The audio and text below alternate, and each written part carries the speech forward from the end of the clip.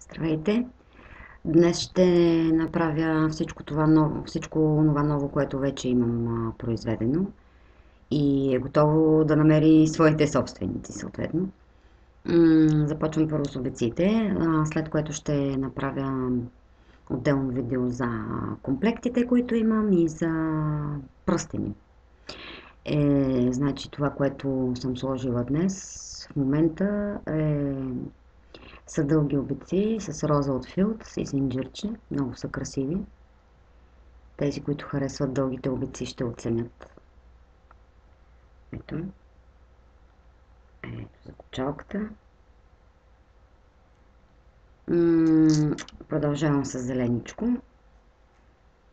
Тук имаме еднички пак в зелената гама. По-нежнички, по-манички. Също стоят много добре.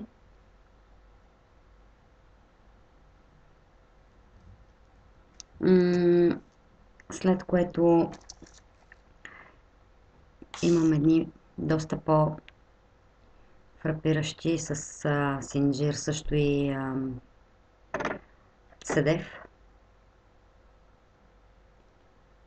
Прекрасни просто за дами, които харесват по-големи бижута и искат да бъдат забелязани. Така. Още едни, които също много харесвам. Отнеха ми доста време работа, но пък за сметка на това станаха прекрасни. Тези са доста дългички. Значи всяко едно нещо си има ценичка, но не знам как да изпиша. Ще опитам, но не обещавам дали ще успея. А ако не успея, просто ако ви хареса нещо, оставете коментар под самото видео и вече аз ще отговоря. Имам още едни с синджирчета и тюркоаз. Така, също са много красиви, както виждате. Дълги. Мисля, че имах още еднички. Да, тези не съм показала. Подобен модел, но с черешов кварц. Много харесвам розовите камъчета.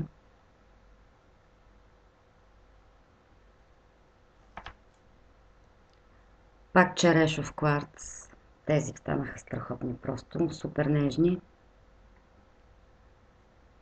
Ето. Много красиво, много страшно красиво. Дано се виждат добре. Ето. Така. И да продължим с едни сърчица.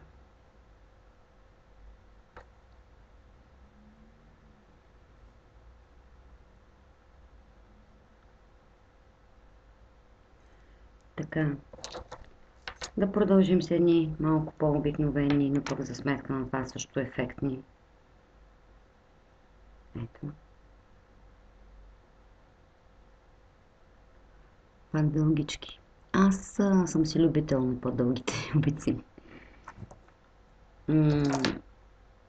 Тук имам едни. Ето. Много, страшно много красиви. Също са много интересни.